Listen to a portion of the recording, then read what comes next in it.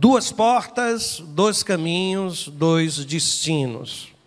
Para muitos, quando Jesus usa esta imagem dos dois caminhos, portas estreitas, largas, na verdade ele estaria como que fazendo, dentro do chamado sermão da ética do reino, que é o sermão do monte, o sermão da montanha, ele estaria estabelecendo aquilo que é a história de vida, a história de um homem, de uma mulher que se submete à soberania de Deus, que ingressa na dimensão do reino. E aqui nós teríamos a porta como início, o caminho como processo e o destino como aquele elemento final nessa história que de alguma forma começa. Você percebeu que eu também estou sugerindo aqui um subtítulo: a simplicidade do Evangelho, porque é encantador ver como Jesus tratava de questões extremamente sérias, profundas, a partir de imagens tão simples.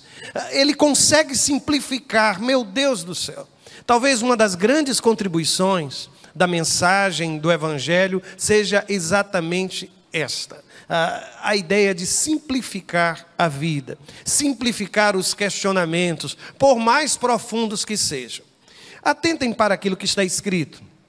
Mateus capítulo 7, versos de 13 a 14, você observa que somente a referência a capítulo 7, você observa que Jesus está caminhando para o final do sermão. Ele está caminhando para a conclusão.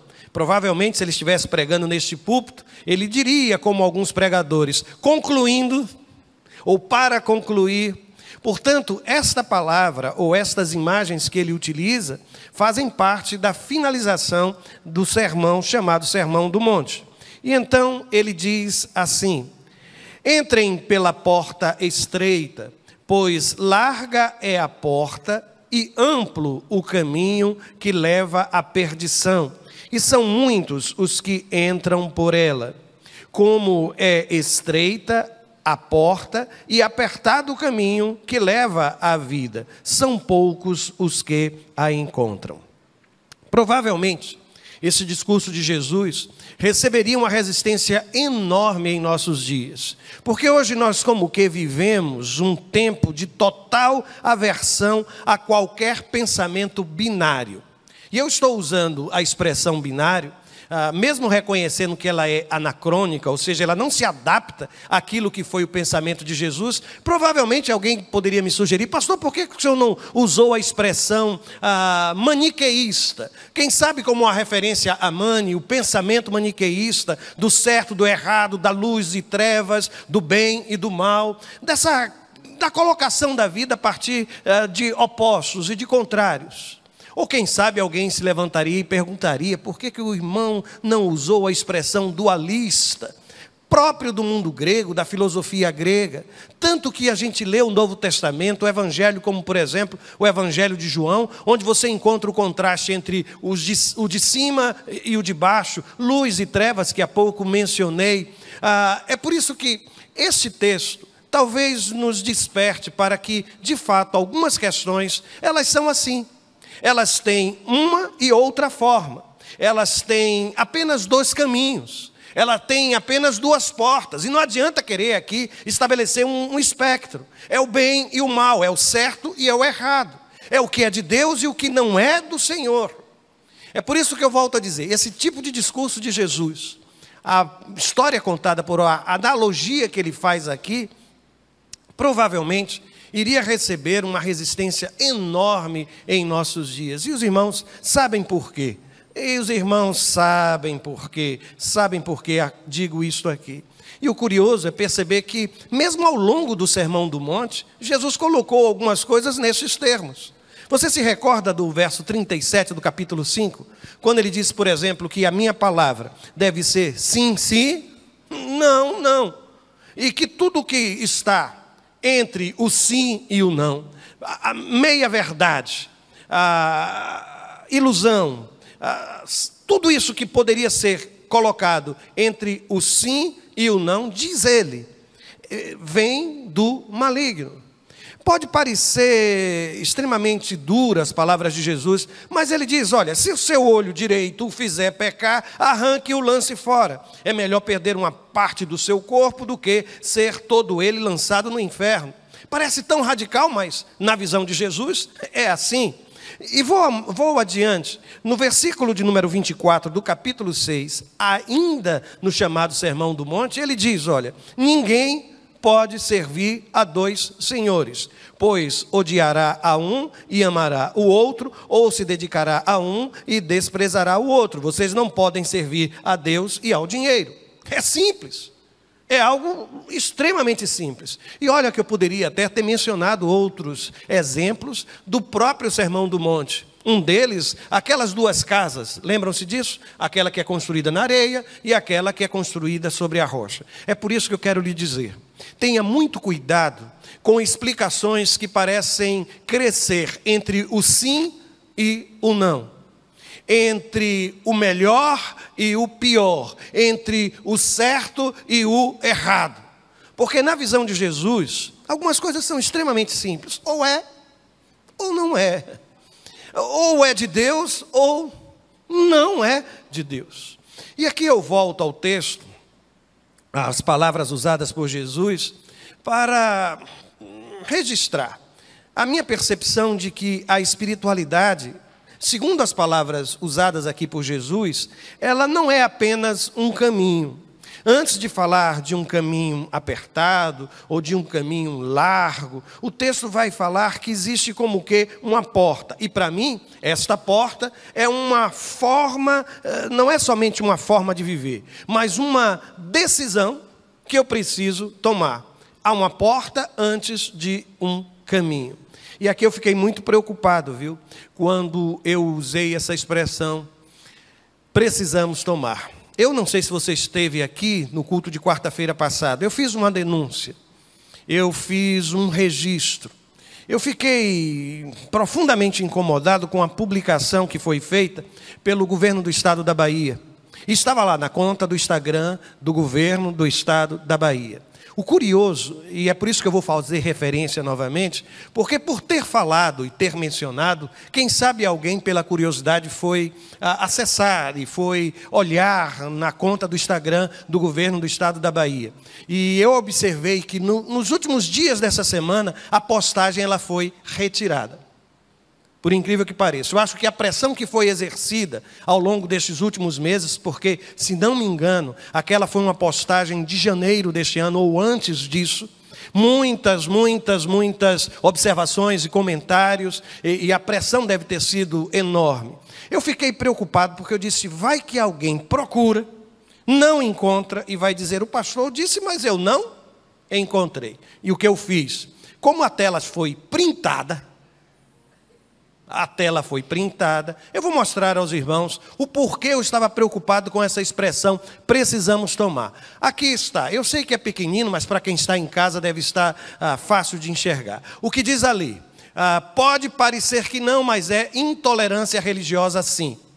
Aí num segundo card, numa segunda imagem, entre outras, a primeira que aparecia é essa declaração aqui. Você precisa encontrar Jesus. E aí vinha uma explicação, dizendo que não é só Jesus, uma série de outras coisas. Mas no comentário, lá mesmo na postagem, aquele que a gente coloca embaixo, vejam o que estava escrito. Infelizmente, em pleno 2023, seja por falta de conhecimento ou por discriminação, a justificativa para casos de intolerância religiosa segue disfarçada de opinião. E aí o texto continuava dizendo assim, parece que bloquearam até o meu passador aqui. Ajude-me, por gentileza, ajude-me, por gentileza. E aí a segunda parte dizia, mas esses tipos de frases e comentários carregados de ódio são crimes de acordo com o Código Penal brasileiro, e continuava. Criminalizavam a expressão, você precisa de Jesus. Daí eu fiquei preocupado, porque eu acabei de dizer que é uma decisão que eu preciso tomar. Nós estamos vivendo dias difíceis, irmãos. Dias difíceis estamos a viver. Mas aqui está apenas para registro e para aqueles que porventura venham procurar a informação dada pelo pastor. E fiquei feliz que pelo menos foi retirado. O que não significa mudança de mentalidade ou pensamento. É apenas um recuo diante do movimento que foi feito. E por favor, eu estou falando aqui da política de Estado, de governo. E que isso fique claro. Bom, mas aqui eu volto para o texto, e eu não sei se ele vai conseguir passar. Conseguiu agora. O texto que eu li há pouco, de Mateus capítulo 7, ele tem um paralelo interessante, lá no versículo 13, quando ele diz o seguinte, observem, o texto diz, entrem pela porta estreita. Isso significa uma decisão. Nós estamos sendo colocados debaixo de um imperativo. Há uma palavra dizendo, entrem pela porta estreita. O curioso é que há um paralelo em Lucas, no capítulo 13, nos versos de 23 a 24. Jesus ele está se movimentando, se deslocando em direção a Jerusalém, passa por algumas cidades, aldeias, e algumas pessoas lhe perguntam o seguinte, alguém lhe perguntou, Senhor, serão poucos os salvos? Ele lhes disse, esforcem-se para entrar pela porta estreita. E aí ele continua dizendo, porque eu lhes digo que muitos tentarão entrar e não conseguirão. Lembra-se que eu lhe disse que tudo começa com uma decisão? Que a ética do reino, a espiritualidade na visão de Jesus, ela não é um manual de comportamento, não são atitudes que eu preciso ter ao longo da minha vida, práticas que eu preciso permanecer. O texto nos sugere que tudo começa com uma decisão. Eu vou voltar ao primeiro verso que acabei de ler, que foi o versículo 23. Presta atenção aqui. Ele diz que não é somente entrar. Jesus, ele associa a ideia de esforço. E a palavra ali, esforcem-se para entrar pela porta estreita, é uma palavra muito rica. Aqui no Nordeste, quando alguém fica extremamente agitado, ou acelerado, ou ansioso, aqui no Nordeste a gente costuma dizer, para que essa agonia?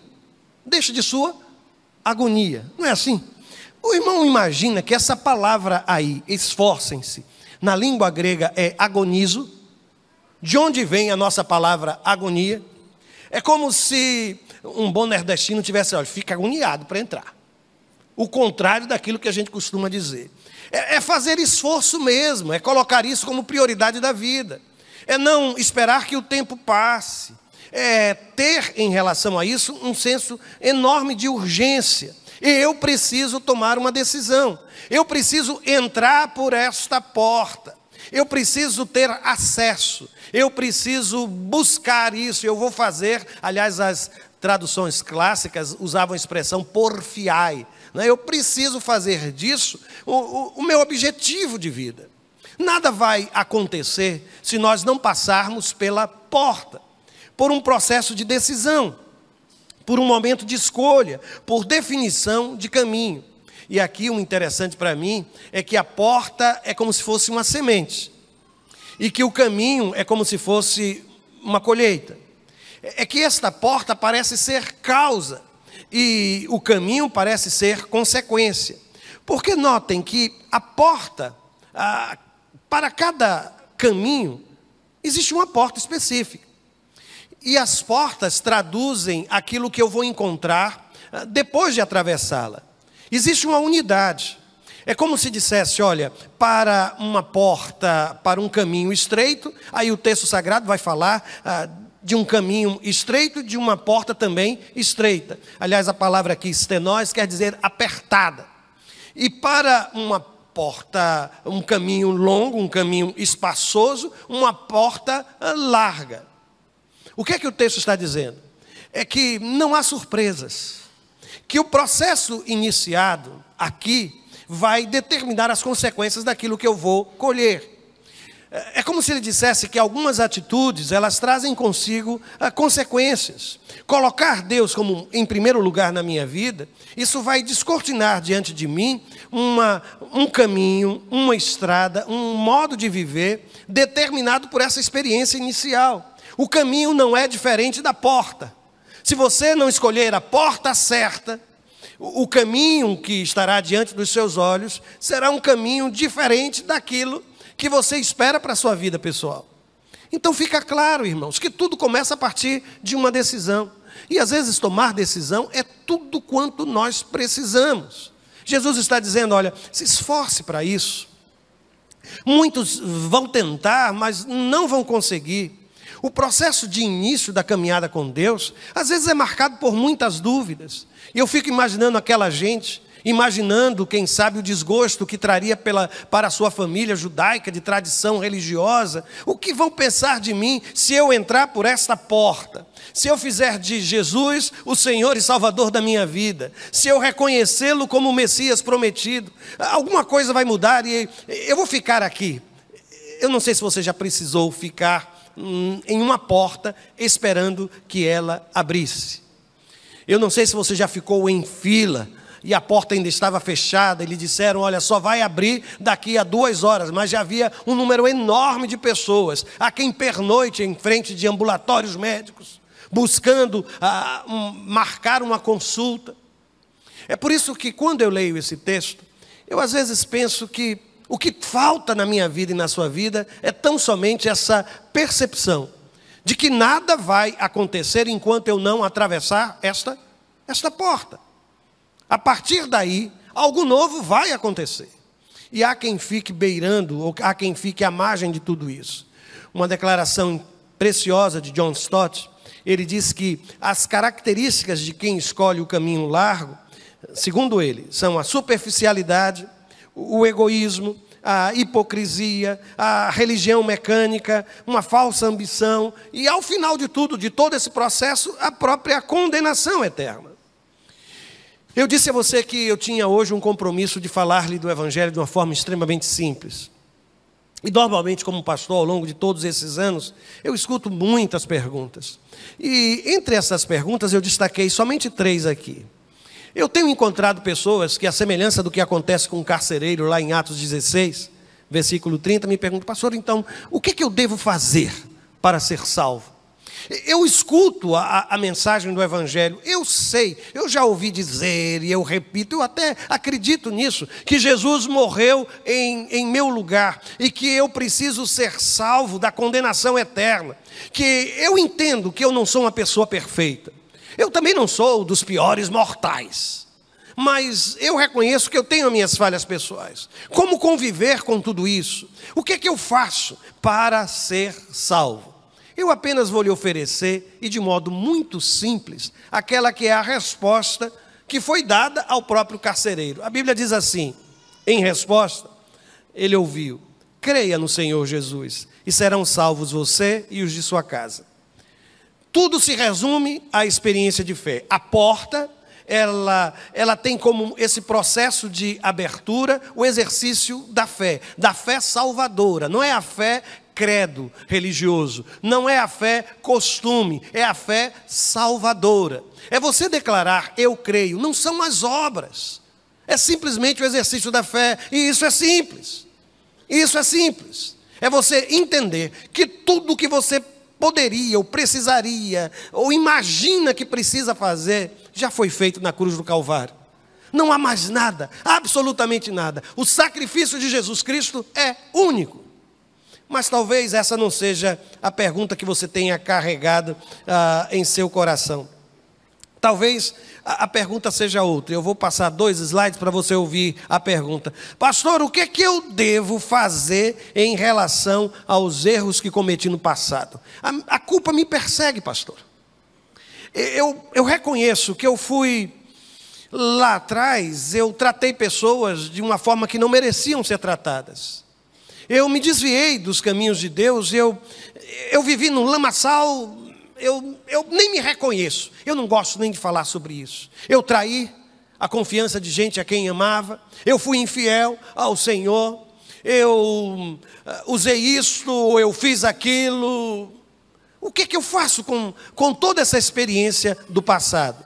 E aqui eu volto para lhe dizer, observe o que está escrito como resposta à sua pergunta e de forma muito simples. Em 2 Coríntios capítulo 5, verso 17. Quando ele me dá uma certeza que se alguém está em Cristo, é nova criação. As coisas velhas já passaram, acabaram, ficaram para trás, e eis que surgiram coisas novas. Você não precisa se preocupar com tudo isso que o passado hoje lhe cobra, que se transformou em culpa e fardo para a sua vida. Não importa quem você foi até aqui, não importa quem você serviu até aqui, não importa os pactos que porventura você tenha feito. A partir daqui é vida nova, é relação nova. Esta porta significa, olha, o que ficou para trás dessa porta não importa mais. O que de fato agora interessa é como você vai viver desta porta para frente. Esqueça aquilo que passou, porque Jesus já consumou na cruz. Todos nós somos salvos e perdoados pelo sangue do Cordeiro. Mas, quem sabe essa não é a sua pergunta, a sua inquietação. E como pastor, eu confesso que também eu tenho escutado outras perguntas. Pastor, eu frequento a igreja. E já fui na sua igreja algumas vezes. Ou eu tenho acompanhado à distância, mas tem alguns cultos que o Senhor faz a pergunta dizendo assim: olha, alguém neste lugar quer tomar uma decisão. Eu já ouvi isso. Eu fico tão sem jeito naquela hora, eu abaixo a cabeça, porque muita gente abaixa a cabeça, fecha os olhos para parecer que não é comigo.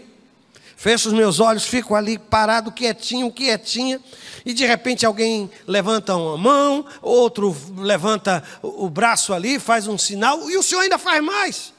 Pega esta pessoa que está lá sentada, entrou pela primeira vez, está terrivelmente constrangida com aquela multidão de pessoas que não conhecem, e o Senhor ainda diz: olha, vem aqui à frente, que eu quero. Naquela hora eu me afundo, penso me esconder, eu penso até em sair correndo da igreja.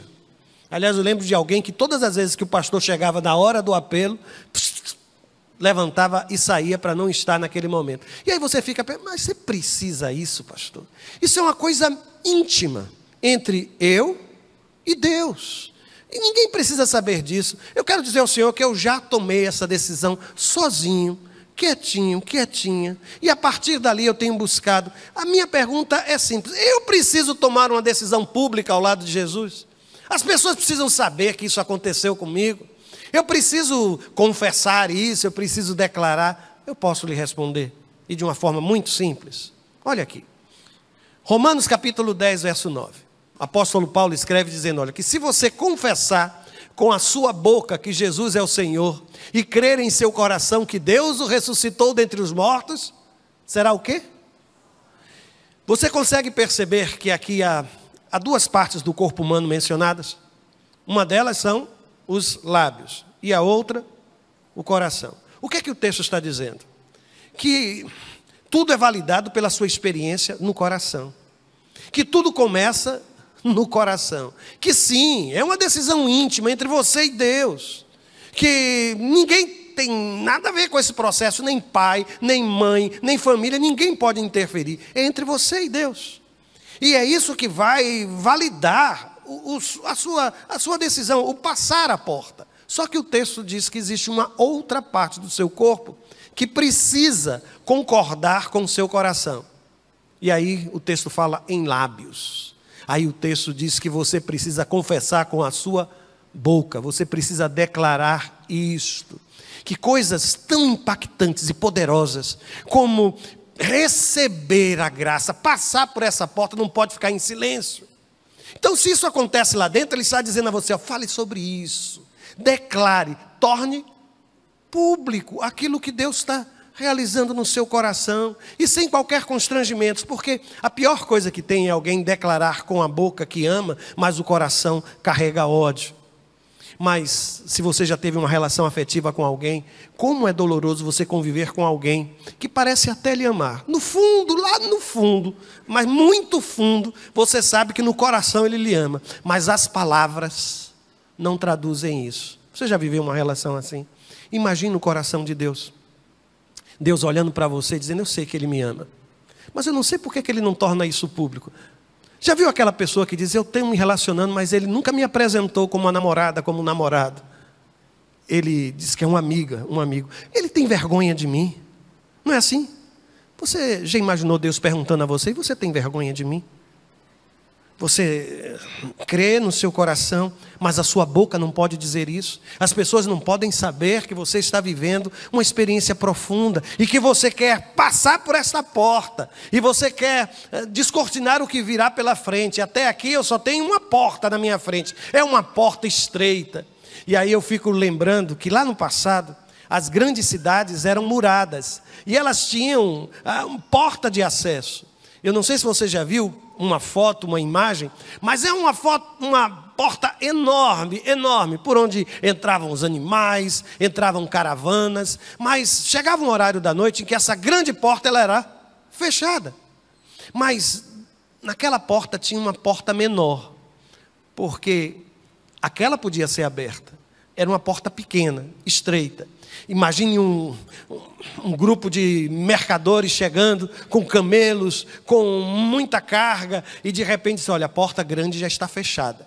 Se o senhor quiser entrar, o camelo tem que ficar do lado de fora.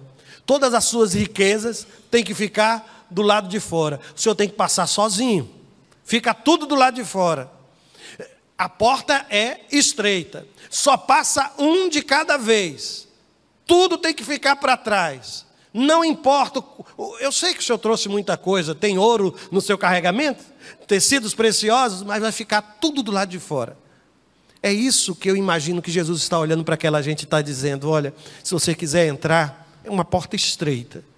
E lá, da porta para trás, todo o seu orgulho, toda a sua riqueza, ou dívidas, viu gente? Tudo vai ficar para trás. Porque daqui por diante é um novo momento na sua experiência de fé. É isso que Jesus está dizendo. E lembrem-se que havia uma multidão com ele ali no Sermão do Monte. Ele está falando aos discípulos. De novo no capítulo que eu mencionei do Evangelho de Lucas. Eles estão preocupados com quantidade. Muitos serão. Jesus, ao invés de responder a pergunta, olha para eles. Esforce para você entrar. Porque às vezes eu tenho encontrado pessoas que parecem querer, de alguma forma, conhecer os destinos eternos da alma alheia. E pouco se preocupa com o seu próprio destino. Aí você vai me perguntar, pastor, onde é que está essa porta que eu quero entrar nela agora? Onde é que fica essa porta? Eu posso lhe dizer. O próprio Jesus, lá no Evangelho de João, ele olha para aqueles que estão à sua volta e ele diz assim, eu sou a porta. Jesus é a porta. Não é uma religião. Não é uma religião. Não são valores. Não são as obras. Esta porta tem nome, ela atende pelo nome de Jesus.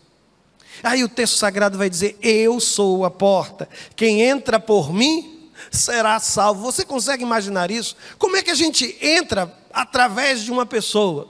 Eu não sei se você já foi em algum lugar e o lugar tinha acesso limitado. Isso aconteceu conosco.